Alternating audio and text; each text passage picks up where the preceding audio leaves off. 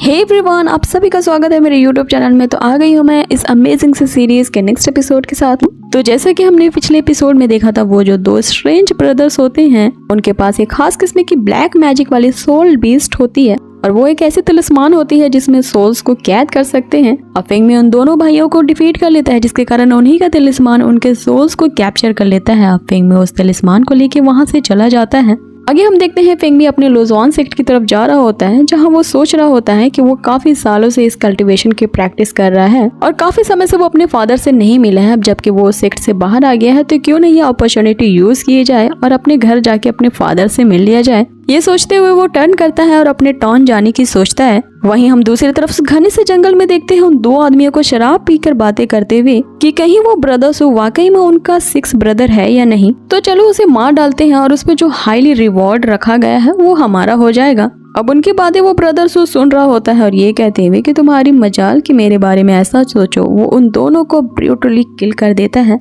अब जिस वे में वो उनका काम तमाम करता है ना, ये सीन तो वाकई में देखने लायक होता है। आगे वो उन दोनों को मारने के बाद उनकी सारी मैजिकल पावर को स्क्वीज आउट कर लेता है और अपनी इवल पावर से मिला देता है। आगे वो उनसे ये कहता है कि अब तुम तो मर चुके हो तो तुम्हारी पावर्स को वेस्ट नहीं होना चाहिए, इन्हें मैं यूज कर लेता हूँ। और वहीं हम देखते हैं कि उस पूरे जंगल में उसकी इवल पावर का कोहरा छा जाता है। तभी एक आदमी जिसे हमने ऑक्शन में देखा था वो डरते डरते उस कोहरे की तरफ जाता है और वहीं हम देखते हैं कि कोई इवल पावर उसे भी खींच लेती है। यहाँ सीन कट होता है। हम अगले सीन में देखते हैं फेंगमी को जो अब अपनी नगरी पहुंच चुका होता है और अपने प्यारे से फादर के लिए वो कुछ पेस्ट्रीज ले जाने की सोचता है। तभी उसके बगल से वही मोटा जेन गुजरता है जिसे हमने फर्स्ट एपिसोड में देखा था, जो कि फेंगमी के फादर को बुली कर रहा था। फेंगमी उसे देखते ही उसे सब कुछ याद आ जाता है कि किस तरह से उसने उसके फादर को पीटा था। वो क्रोध से भर जाता है ये कहते हुए कि मोटे अभी तो तुझे हिसाब देना बाकी है मुझसे। आगे हम देखते हैं उसे मोटे जेन को जो एक लड़की के पास आता है और उसे कहता है कि मैंने तुम्हारे रिलेटिव्स को मार दिया तो अब तुम्हें मेरी होने से कोई नहीं रोक सकता।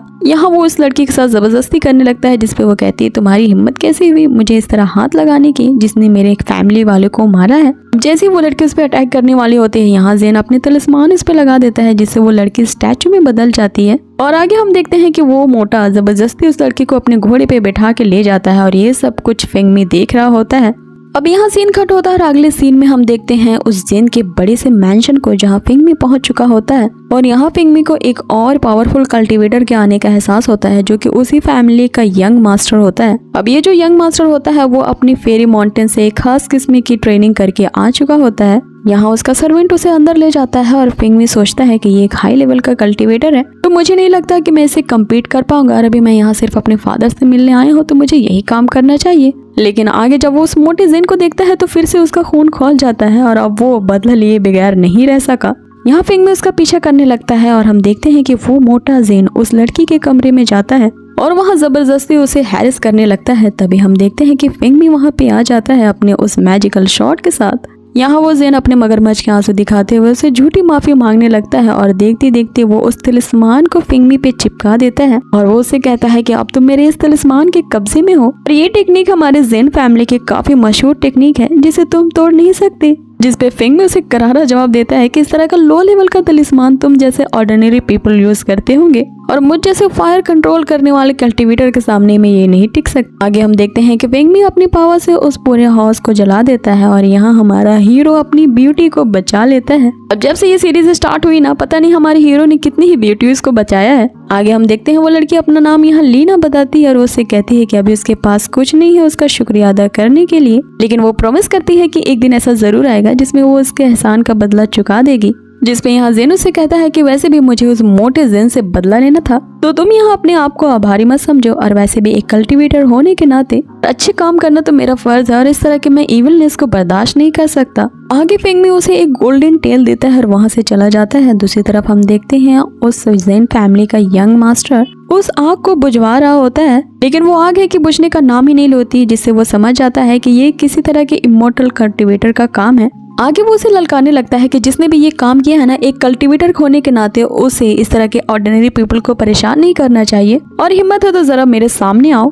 जिस पे फेंगमी ये कहते हुए कि तुम्हारे आदमी ने तुम्हारी सिखाई हुई टेक्निक का यूज करते हुए कितने सारे लोगों को बुली किया है और इस तरह से किसी लड़की को परेशान करना तो क्या ये अच्छी बात है। अब उसके बाहर आते ही वो सेकंड यंग मास्टर उस पे अटैक कर देता है अपने तिलिस्मान से और वहीं उसके बंदे भी उस पे एरो चलाने लगते हैं। जिससे फेंगमी उन्हीं के एरो को उनकी तरफ डाइवर्ट कर देता है। आगे हम देखते हैं कि फेंगमी उसे चैलेंज करता है, क्या हिम्मत है तो मुझे पकड़ के दिखाओ, और वो यंग मास्टर भी फेंगमी के पीछे चला जाता है। अब उस घने जंगल में इन दोनों के बीच काफी कांटे की टक्कर होती है। आगे फेंगमी अपनी मैजिकल वेपन से उस पर अटैक करता है, जिससे वो यंग मास्टर अपने उस तलिस्मान से रोक लेता है। और यहाँ फेंगमी को ये समझ जाता है कि इसे हर तरह का तलिस्मान का जादू आता है, क्योंकि ये हर एक मेथड को उसी तलिस्मान से कर रहा होता है। फेंगमी ये सोचता है कि अगर ये मेरे हाथ लग गया तो वाकई मेरे तो बल्ले बल्ले हो जाएंगे।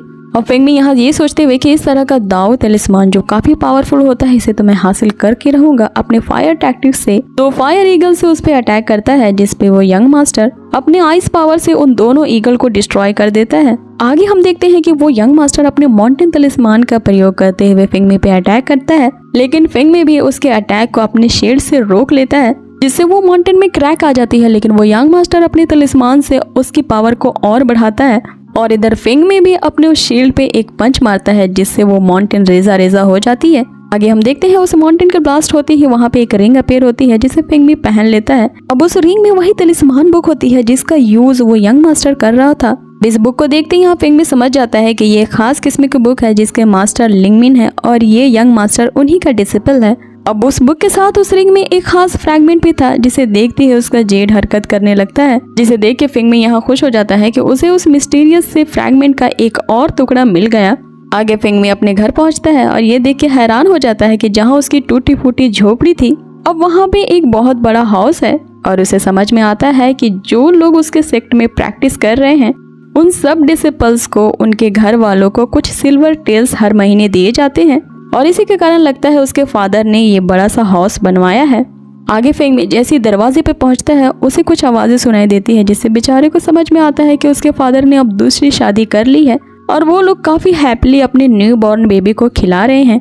जब उसके फादर ये कहते हुए कि फेंगमी इस एज में तो सब कुछ खा लेता था, उसकी जो न्यू वाइफ होती है वो उसे कोसने लगती है कि उस फेंगमी का नाम मेरे सामने मत लो। अब उसका दिल तो यहाँ बहुत बुरी तरीके से टूटता है जब वो ये सुनता है कि उसके फादर कह रहे हैं कि उस फेंगमी के जाने से ही तुम जैसी खूबसूरत लड़की से मेरी मुलाकात हो पाई।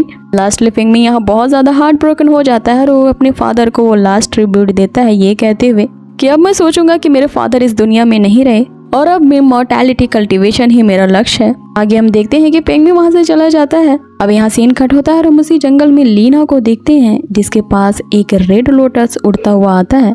यहाँ लीना अनकॉन्शियस हो जाती है और वो रेड लोटस अपने साथ उसे कहीं ले जा रहा होता है। और इसी के साथ हमारा ये एपिसोड यहीं खत्म होता है। सो गाइस, आप लोगों को ये आज का एपिसोड कैसा लगा मुझे जरूर बताएं। इस सीरीज में बहुत सारी चीजें एक साथ हो रही हैं जिन्हें एग्जाम्पशन करना बहुत मुश्किल है, लेकिन आप लोगों को इसके सारे जवाब अगले एपिसोड में मिल जाएंगे।